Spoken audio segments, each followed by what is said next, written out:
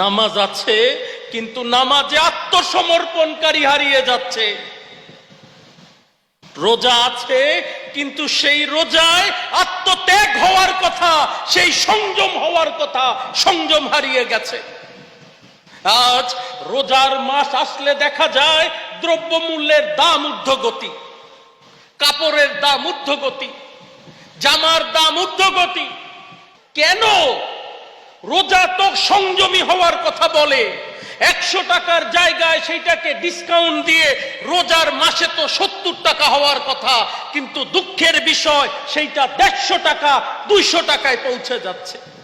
ইহাই প্রমাণ করে মানুষ আছে, মনুষ্যত্ব হারিয়ে যাচ্ছে। কি বলেন, সত্য না মিথ্যা?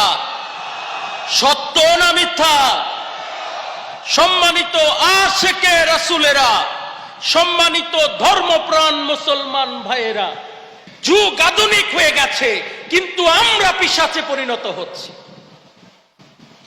যুগ আধুনিক হয়ে যায় কিন্তু আমরা মানুষের কাছ থেকে মনুষ্যত্বকে হারিয়ে ফেলছি।